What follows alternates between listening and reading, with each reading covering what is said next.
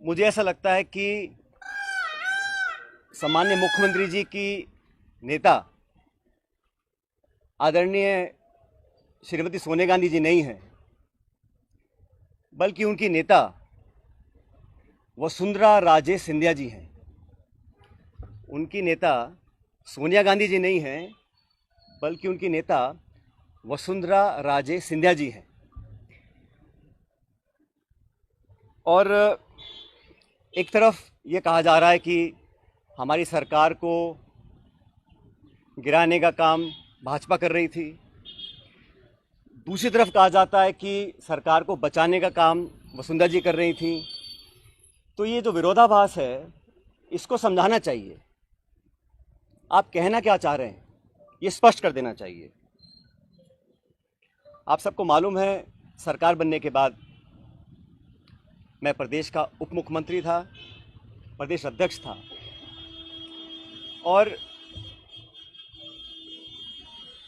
2020 में देशद्रोह, राष्ट्रद्रोह के मुकदमे में मेरे पर कार्रवाई करने की कोशिश की गई थी।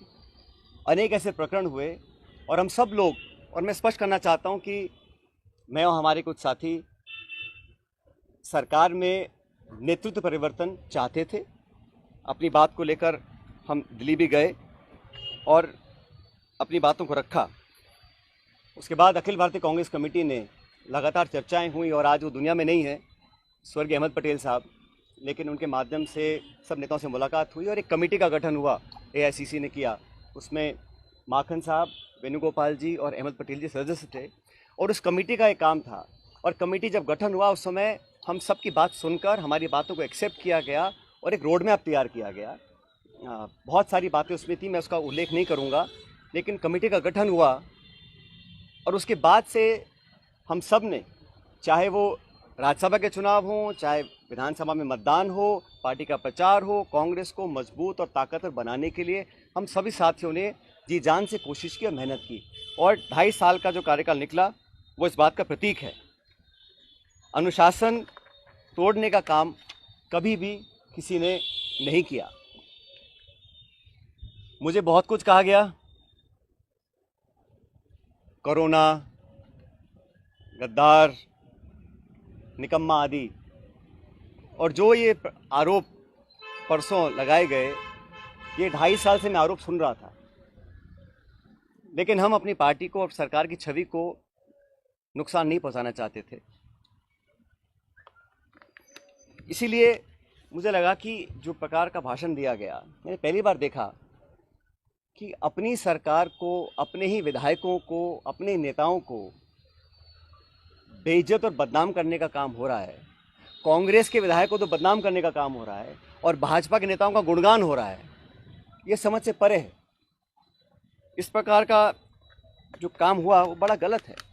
और हम सब लोग जो दिल्ली में गए थे अपनी बात को रखने के लिए, किन लोगों पर आरोप लगाए जा रहे हैं? ऐसे लोग जो पब्लिक लाइफ में 30, 40, 45 साल से हैं। 3 दिन पहले मैं बाड़मेर में था।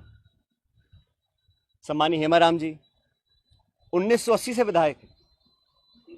उनकी क्या छवि है, मतदाता, पब्लिक, उनके क्षेत्र के लोग उनको अच्छी तरह जानते हैं, उनकी क्या क्रेडिबिलिटी है और क्या पब्लिक लाइफ में उनका अब तक का इतिहास रहा।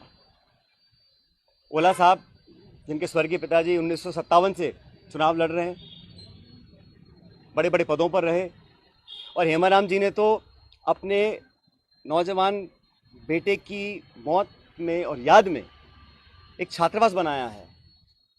100 करोड़ की ज़मीन तो उनकी बाड़मेर में, निजी ज़मीन को उन्होंने दान किया समाज के लिए, लोगों के लिए। पैसा इकट्ठा कर 22 करोड़ का एक हॉस्टल बनाया 150 बच्चों के लिए, गरीब बच्चों के पढ़ने के लिए। इन सब लोगों पर इस प्रकार के आरोप लगा देना